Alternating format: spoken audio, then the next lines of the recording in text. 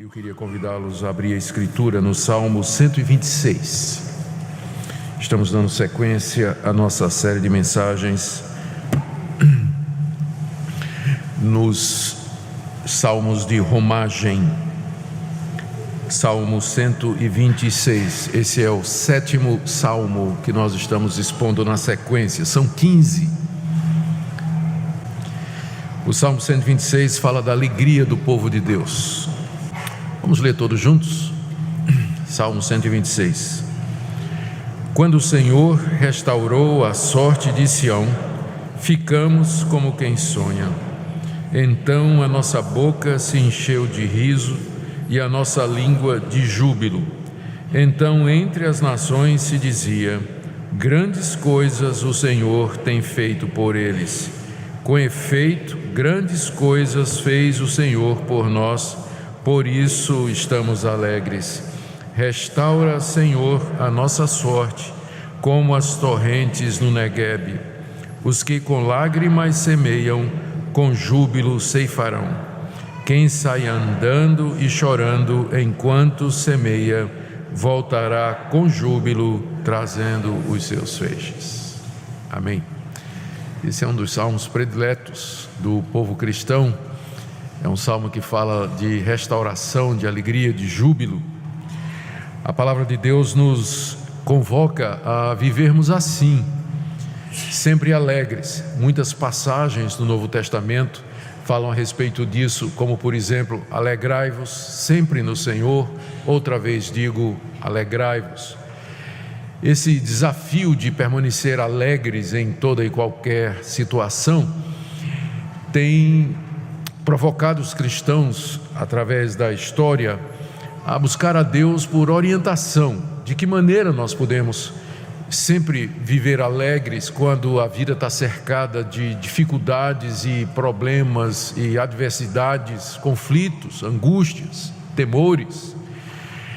A orientação da Escritura é clara. Deus deseja que o seu filho aqui nesse mundo sempre tenha um espírito tranquilo, de regozijo, de gratidão por todas as coisas. A grande dificuldade é como fazer isso.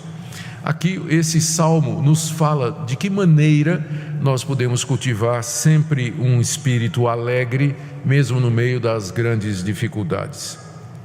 Nós não sabemos quem compôs esse salmo, mas com certeza ele, ao fazê-lo, expressou muito bem os sentimentos do povo de Deus, depois que a nação de Israel foi libertada do cativeiro da Babilônia.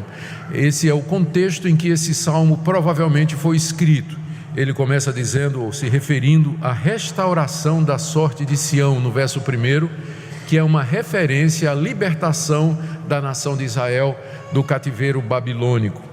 Como vocês se recordam bem da história, a nação de Israel havia entrado na terra prometida sob a liderança de Josué. E pela graça de Deus, Israel conquistou todas aquelas nações que já habitavam ali e se tornou o poder dominante na terra. A terra passou a ser da nação de Israel, era a terra prometida que Deus havia jurado dar aos descendentes de Abraão. Só que depois o povo de Deus, já na terra, esqueceu de Deus e começou a adorar outros deuses, começou a se misturar com os povos pagãos, começou a adotar os seus costumes. Deus mandou juízes, Deus mandou profetas, Deus levantou reis piedosos que reformaram parcialmente a religião do seu povo, mas o povo continuava idólatra e endurecido de coração, até que finalmente, usando um termo humano, a paciência de Deus se esgotou e Deus resolveu castigá-los, expulsando-os daquela terra que ele havia dado com grande poder e glória através do ministério de Moisés. Primeiro, Deus manda os assírios, que eram na época a nação que dominava o cenário político, econômico e mundial. Os assírios invadem o Reino do Norte. O Reino do Norte tinha a capital em Samaria. Naquele tempo Israel estava dividido nessas duas potências, não é? O Reino do Norte com capital em Samaria. Curioso que lá em Samaria tinha o culto ao bezerro de ouro. Eles, em vez de adorarem a Deus, adoravam bezerros de ouro, imaginando que foram estes deuses que os tinham tirado da terra prometida. Deus então manda os assírios como seu chicote para castigar o seu povo e leva o reino do norte em cativeiro. E passa algum tempo, o reino do sul, cuja capital era Judá, da dinastia de Davi, continua nos mesmos erros do reino do norte. Deus então manda os assírios, manda os babilônicos, que já tinham dominado os assírios a essa altura, e eles levam cativo o restante do povo de Deus para a Babilônia. Ou seja, eles foram presos, muitos morreram velhos, crianças, a nação foi assolada, o templo foi destruído, os muros de Jerusalém foram derrubados, os judeus perderam tudo o que tinham e eles foram levados em massa para a Babilônia para servirem ali como escravos. Ficou somente um resto de povo ali na terra. E eles ficaram cerca de 70 anos como escravos lá dos reinos que dominavam a Babilônia. No começo foi o rei Nabucodonosor, depois veio Ciro o persa, que dominou a Babilônia. E durante esse tempo, 70 anos lá no cativeiro, os judeus ficaram sem o templo, ficaram sem a terra, ficaram sem os sacrifícios, ficaram sem os sacerdotes, ficaram sem o seu rei. Embora Deus não tenha se esquecido deles, Deus, mesmo que o seu povo estava no cativeiro, ministrou a eles através do profeta Daniel e outros que ele havia levantado, como por exemplo o escriba Esdras. Passados cerca de 70 anos, Deus se lembrou do seu povo. Deus teve misericórdia do seu povo e moveu o coração de Ciro, o rei da Pérsia, que dominava o mundo naquela época, que havia tomado Babilônia e todos os reinos. E o rei Ciro então passou um decreto libertando os judeus e autorizando que eles voltassem para a sua terra. Deu presentes, deu dádivas, inclusive guarda e escolta para a viagem, e disse: vocês vão e reconstruam sua cidade e reconstruam o templo ao Deus de vocês. Deus moveu o coração daquele governante, cerca de 70 anos depois do cativeiro. E os judeus então voltaram, não todos, mas muitos judeus voltaram e reocuparam aquelas cidades antigas que um dia lhes pertenceram. E começaram a reconstruir estas cidades, as suas casas, começaram a reconstruir os muros da cidade, começaram a reconstruir o templo. Esse é o período de Esdras, é o período de Neemias e do profeta Ageu, Zacarias e Malaquias, que são os 3 últimos profetas que nós encontramos no Antigo Testamento. Mas a vida não era fácil, não estava fácil. Por um lado, eles estavam muito alegres pela restauração da vida deles como nação, como povo, como culto, como os sacerdotes foram restaurados, mas as dificuldades para recomeçar eram muitas. Primeiro, tinha a hostilidade dos povos ao redor, ninguém queria os judeus de volta. A terra não tinha ficado vazia, não é? Que saíram da terra, outros povos ocuparam. E agora havia o problema de ter que conviver com um vizinho que não quer que você esteja ali, e não era fácil. E havia também a tentação deles voltarem a cometer os mesmos pecados. Na verdade, muitos dos judeus que voltaram do cativeiro, eles já estavam se misturando com as mulheres daqueles outros povos e já estavam começando a praticar idolatria de novo. As dificuldades financeiras eram muito grandes, porque eles receberam permissão para voltar para a terra, mas ainda era um povo subjugado, era um povo debaixo do domínio do rei da Pérsia, ainda tinham que pagar tributo, havia impostos a serem pagos, eles não podiam ter o seu rei de volta, sempre era um preposto, alguém enviado pelo rei da Pérsia para poder dominar sobre eles. E além disso, muitos judeus haviam ficado lá na Babilônia. O retorno foi um retorno parcial. Então o salmista, ele escreve esse salmo nessa situação. Ele olha para trás, vê a restauração, vê como Deus mudou a sorte do seu povo, libertou o seu povo. Ele relembra o sentimento que eles tiveram naquele dia, a alegria que eles sentiram quando chegou a notícia de que eles podiam voltar. Aí ele olha para a situação presente, as dificuldades que eles estão vendo, que a restauração não é completa. ele ora para que Deus termine a restauração e ele olha para frente, para o futuro, quando Deus haverá de trazer uma restauração completa ao seu povo. Por isso o Salmo está dividido em duas partes. Na primeira, a alegria pela restauração passada, pelas bênçãos que Deus já deu, está aí do verso 1 até o verso 3. E a segunda parte é a alegria pela restauração futura, por aquilo que Deus haveria de fazer. O que eu quero dizer para vocês nesta manhã é que aqui nós encontramos o padrão do procedimento, de como nós podemos atender à ordem de Deus de vivermos contentes em todo lugar e sempre. Primeiro é nos lembrando do que Deus fez, do que Ele nos deu em Cristo Jesus. E segundo, olhando para o que Ele ainda nos fará. E no meio disso tudo, orando para que Ele cumpra a sua promessa. Vamos então passar a exposição do Salmo. Em primeiro lugar, o salmista se alegra ou registra a alegria do povo de Deus pela restauração passada, versos de 1 a 3.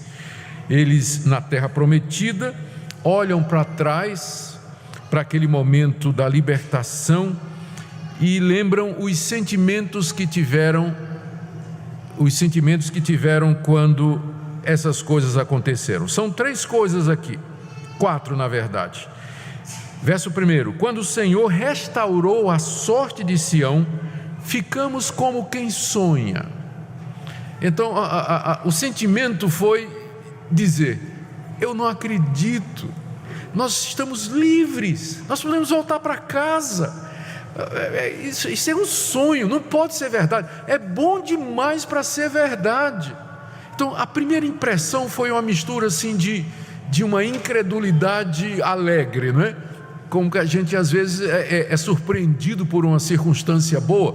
Por exemplo, o Brasil ter ganhado ontem da Alemanha, a gente diz: eu não acredito, né? Estamos como quem sonha, não é possível, que coisa, a gente não imaginava um negócio desse. Então foi essa a sensação que os judeus sentiram quando chegou o decreto do rei dizendo: vocês estão livres, vocês podem voltar para a terra de vocês.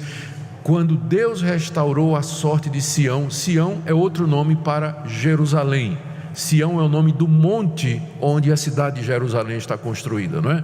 Então quando eles dizem, quando Deus restaurou a sorte de Sião, ele está se referindo ao fato de que agora Sião, com Jerusalém e toda aquela região, voltou a ser deles. E aí eles ficaram como quem sonha, naquele estado de uma alegria quase inacreditável pelo que Deus fez, não é?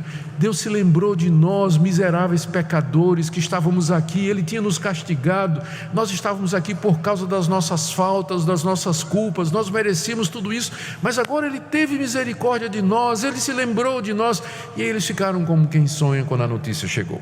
A segunda reação está aí no verso 2, ele diz: então a nossa boca se encheu de riso e a nossa língua de júbilo. Os judeus começaram a rir à toa, né? A felicidade entrou no coração dele. Eles batiam no ombro um do outro e se juntavam para rir, para celebrar, para agradecer. Era só felicidade, porque a Deus havia mudado a situação deles, não é? Deus os havia restaurado daquela situação tão difícil e complicada. E a boca deles se encheu de júbilo, ou seja, eles começaram a falar da alegria, do gozo que eles estavam sentindo por aquilo que Deus havia feito. A alegria era tão grande que eles não conseguiam se conter, mas a língua se encheu de júbilo, ou seja, eles expressavam para as pessoas, chegavam para os vizinhos, né, que eram de outras nações. Lembrem que lá na Babilônia não tinha somente os judeus, mas outros povos que haviam sido conquistados também pelos babilônicos, assírios e persas, né? Eles chegavam e diziam: você ouviu a boa notícia? O rei nos libertou, nós vamos voltar para casa, né? E os outros povos olhavam e diziam: puxa vida. Aí o fruto disso aí, não é? No final do verso 2: então entre as nações se dizia: grandes coisas o Senhor fez por eles. É verdade, olha só o que o Deus deles fez por eles. Eles eram escravos, agora estão livres, estão voltando para a terra deles. Esse Deus desse povo, nós continuamos escravos aqui, mas o Deus desse povo deu essa libertação, E aí os judeus, diz aí no verso 3, o testemunho de glória a Deus. Eles disseram: com efeito, grandes coisas fez o Senhor por nós, por isso nós estamos alegres. Que dias gloriosos, aqueles dias em que chegou a notícia. Coração alegre, coração exultante, coração embandeirado, boca em festa, alegria, testemunho, lembrando de tudo que Deus fez, de como Deus teve misericórdia, língua cheia de júbilo, e tudo isso redundando em glória para Deus. De fato, Deus fez, foi Deus. Quem assinou o decreto foi o rei, mas a gente sabe quem é que segurou a mão do rei e mandou ele escrever isso aí. Foi o nosso Deus, é Ele que está por detrás de cada libertação, de cada providência. Grandes coisas fez o Senhor por nós, por isso nós estamos alegres. Que dias gloriosos. Mas aqueles dias estavam no passado, porque agora, veja, no verso 3, no verso 4, ele ora e diz o quê? Restaura a nossa sorte. Mas Deus não tinha restaurado? Não é o que diz o verso 1? Quando o Senhor restaurou a nossa sorte. Mas aqui no verso 4 ele ora: Senhor, restaura a nossa sorte. O que é que tinha acontecido? É que passados os primeiros momentos, os primeiros dias, meses e anos, da euforia e da alegria, eles perceberam que a vida mais ou menos como que retornara ao seu ritmo normal. Eles estavam de volta na terra prometida, mas a reconstrução da cidade era complicado. É só ler o livro de Esdras e Neemias e vocês vão ver as dificuldades que os samaritanos, por exemplo, os amonitas estavam colocando para a reconstrução do templo. Havia calúnia, havia armadilhas, gente que ia lá para o rei fazer fuxico dos judeus. Eles estavam lutando contra aquilo, Além disso, o povo parecia meio que desanimado. Em vez de construir a casa de Deus e trabalhar na reconstrução do templo, o pessoal estava preocupado em levantar a lojinha, abrir o seu negócio, abrir a sua oficina, e o que sobrava eles traziam para Deus. O profeta Ageu levantou-se nessa época dizendo: por que vocês estão preocupados com a casa de vocês e não estão reconstruindo a casa de Deus? O profeta Zacarias também reclamando do povo nesse tempo. Esdras, o escriba que Deus levantou como líder, juntamente com Neemias, juntava o povo e dizendo: por que vocês estão devagar? Vocês estão aí oprimindo os irmãos de vocês estão casando com essas mulheres desses povos aí, vocês estão começando a cometer os mesmos pecados que nos levaram um dia lá como escravo para a Babilônia. A situação não era fácil. Além do que, eles diziam: e muita gente ficou na Babilônia, muita gente não voltou. E aí agora a alegria se transforma em oração. Oh Deus, restaura a nossa sorte. O Senhor já restaurou a nossa sorte, mas ainda não completamente. Ainda há muita coisa a ser feita, Senhor. Muita coisa precisa ser avançada. Restaura a nossa sorte. E aí o salmista usa duas analogias nessa oração, como expectativa daquilo que ele quer que Deus faça. A primeira está ainda no verso 4, Ele diz: restaura, Senhor, a nossa sorte, como as torrentes do Neguebe. O Neguebe é uma região deserta que fica ao sul da Judeia, e ela passava a maior parte do tempo seca, e tinha muitos riachos que ficam secos a ponto do leito ficar rachado. Boa parte do tempo, aqueles ribeiros, eles eram como veias mortas de um cadáver, ressecadas, expostas ao sol, duras, não servia para nada. De repente chovia nas montanhas, vinha uma inundação descendo montanha abaixo, e aqueles ribeiros se enchiam de água que desciam como uma torrente, irrigava o deserto. E era tempo então deles começarem a semear.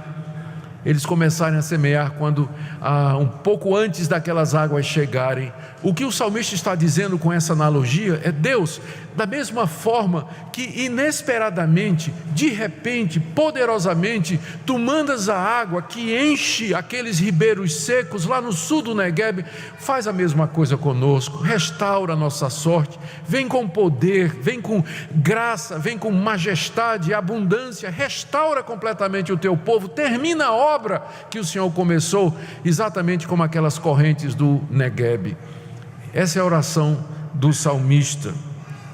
No verso 5 a 6 nós temos a segunda ilustração que ele usa. da restauração completa que ele deseja que Deus faça. Ele diz: os que com lágrimas semeiam, com júbilo ceifarão. Quem sai andando e chorando enquanto semeia, voltará com júbilo, trazendo os seus feixes. Naquelas épocas de seca, eles tinham que plantar, mesmo que o terreno estivesse seco, à espera das torrentes do Negueb. E aí o agricultor, ele saía espalhando a semente, semeando em esperança, porque ele dependia das chuvas. E enquanto ele semeava, as lágrimas desciam dos olhos, porque ele não sabia o que é que ia acontecer, se a torrente viria, se as chuvas viriam. Estava semeando em terreno seco. E aqui o salmista, lembrando da fidelidade de Deus, ele diz isso aqui: os que com lágrimas semeiam, com júbilo ceifarão, porque o Negueb será inundado com as águas mandadas por Deus. Quem sai andando e chorando enquanto semeia, voltará com júbilo, trazendo os seus feixes. Note que ele se alegra olhando para trás. Quando Deus restaurou a nossa sorte, ficamos como quem sonha, e a boca se encheu de júbilo.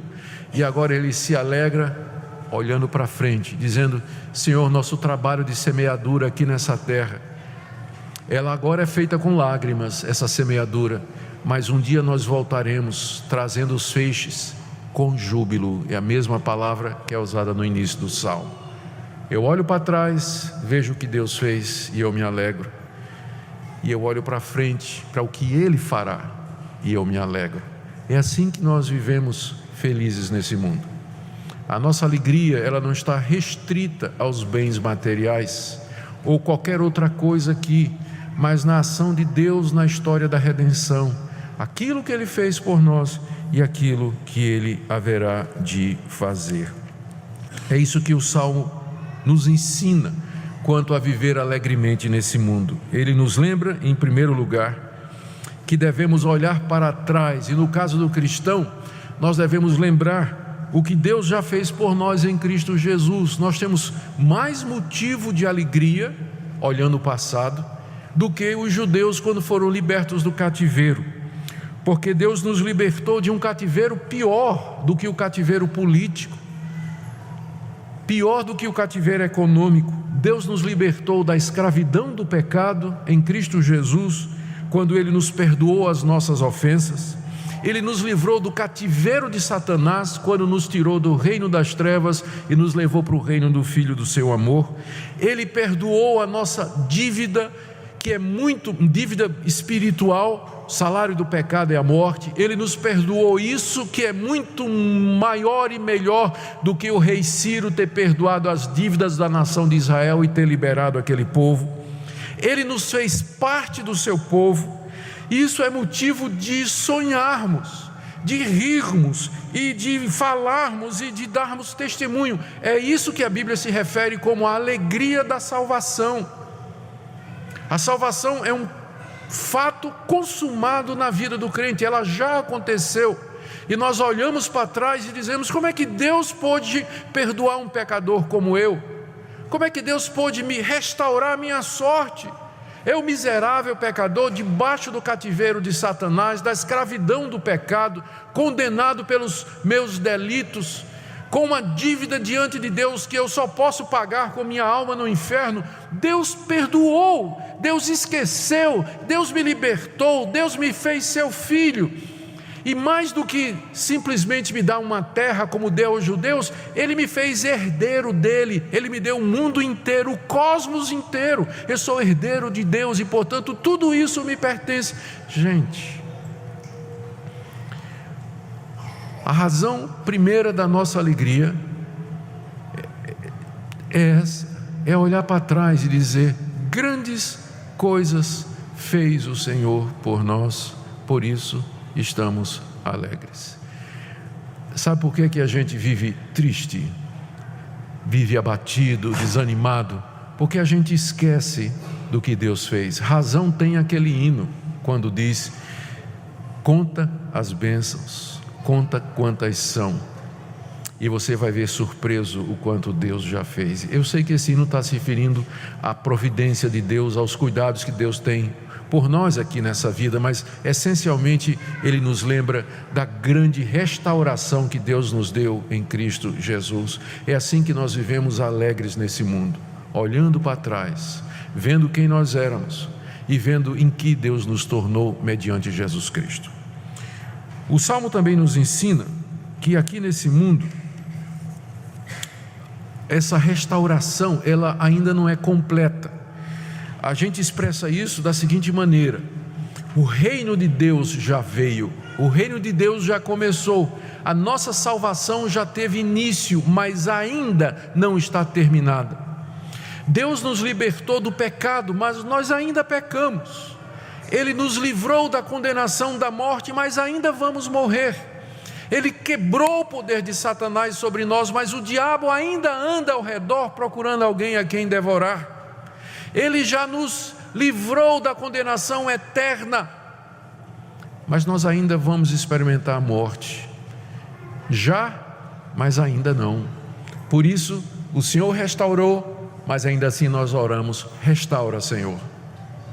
Já, mas ainda não. E enquanto aqui nesse mundo nós oramos para que o ainda não termine e que ele venha completamente. O reino de Deus já veio. Jesus disse aos seus discípulos: o reino de Deus está entre vós, mas ele nos ensinou a orar como? Venha o teu reino. O reino veio, mas ainda virá. Já nos restaurou, mas nós oramos: restaura-nos, Senhor. E nós olhamos então para o futuro, para aquele grande dia em que Deus nos dará a restauração completa, quando Ele nos ressuscitará dos mortos, vencendo a morte definitivamente. Só a ressurreição vai vencer a morte definitivamente. Quando Ele nos dará a vida eterna e a morte será banida. Quando Ele nos dará não uma posse em alguma parte desse planeta como Ele deu a Israel, mas Ele nos dará um novo céu e uma nova terra onde habita a justiça. Quando estaremos com Ele para todo sempre, com o Senhor Jesus, o amado da nossa alma, quando nunca mais haverá dor, aflição, doença, angústia, depressão. Nós oramos e olhamos para aquele dia, e o nosso coração se alegra, porque nós temos certeza disso. Nós vivemos em esperança certa de que um dia Deus vai fazer tudo isso conosco. Por isso, ao olharmos para trás e para frente, o nosso coração se enche de júbilo, ainda que no presente nós tenhamos que semear com lágrimas, ainda que no presente o nosso coração se encha de temores e de expectativas, mas nós oramos: ó Deus, cumpre o que o Senhor prometeu, traz o reino eterno, manda o teu Filho, liberta o mundo do cativeiro do pecado, glorifica os que são teus, manda aquela colheita plena. E enquanto não chega aquele dia, meus irmãos, aqui nesse mundo a gente serve a Deus, falando dele para os povos. Deus fez grandes coisas por nós, de fato, grandes coisas o Senhor fez por nós, por isso estamos alegres e nós servimos a Deus aguardando o dia da libertação.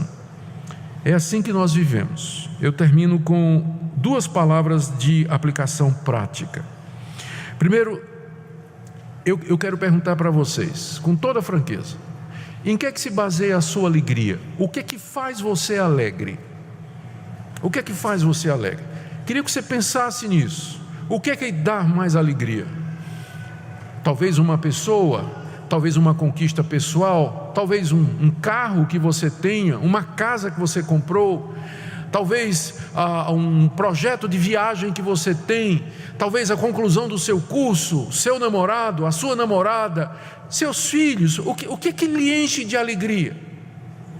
Queridos, todas estas coisas materiais, elas vão passar. Um dia você vai perder a sua mocidade, um dia você vai perder a sua beleza, um dia você vai perder a sua saúde, um dia você vai perder a sua esposa, um dia você vai perder seu marido, talvez perca filhos, talvez perca propriedades, tudo aquilo em que o seu coração se foca como razão de alegria aqui nesse mundo.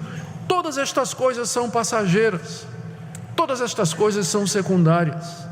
A única razão, a única fonte verdadeira de alegria é Deus e a sua obra por nós, o que Ele fez por nós em Cristo, aquilo que Ele faz e aquilo que Ele fará.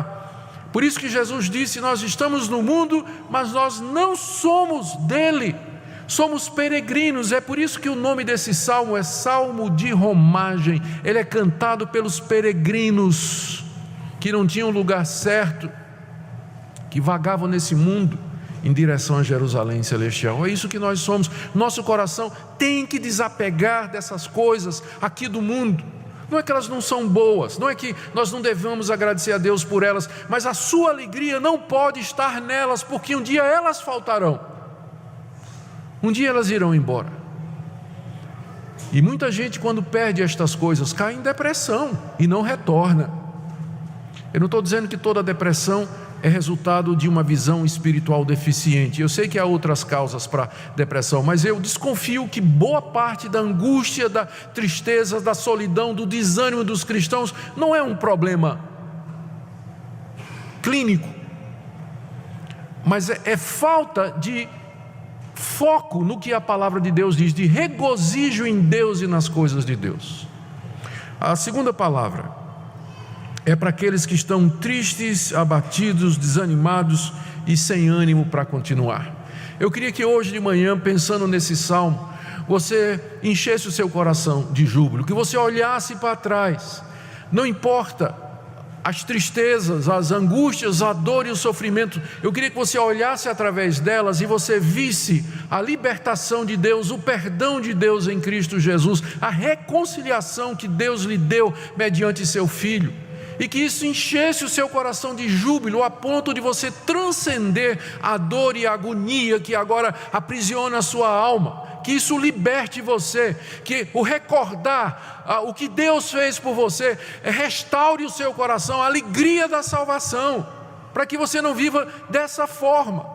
Crentes desanimados, sem esperança, eles são uma péssima recomendação do Evangelho para o mundo. Nós devíamos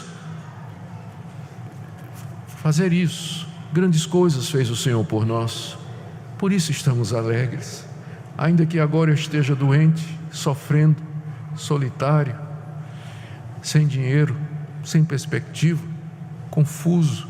Mas uma coisa eu sei em quem tenho crido, eu sei o que Ele fez por mim, e o meu coração se alegra por tudo isso. Oremos para que Deus venha como uma torrente no deserto do Negueb, inundando os ribeiros da nossa esperança com alegria, trazendo aquela água e os frutos da semeadura em feixes de júbilo, para que o nosso coração fique em festa e que nós possamos mostrar ao mundo que no meio do desespero que nos cerca há motivo de alegria num grande Deus que nos liberta e faz por nós muito mais do que nós podemos pensar ou contar. Que Ele nos encha do seu Espírito, lembrando que o fruto do Espírito é alegria e paz. Ó Deus, nós queremos agora pedir perdão ao Senhor por deixar que a tristeza, o pessimismo, o desânimo, a desesperança, a murmuração, a reclamação encha o nosso coração, aquele ressentimento e amargura que dura anos já. Senhor, perdoa-nos porque a gente nem lembra mais o que é a alegria da salvação.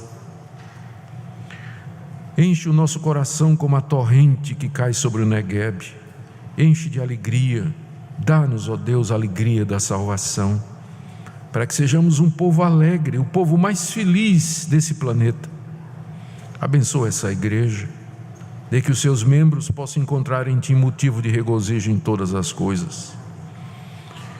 Ó Deus, ouve a nossa oração. Eu oro pelos aflitos, abatidos. Ergue-os, ó Deus, restaura a sua sorte, de que eles possam olhar para Ti e encher o coração de gozo na presença do Senhor. E quando vamos celebrar a ceia, que ela seja também um motivo de gratidão e de alegria. É o que nós te pedimos por amor de Jesus. Amém.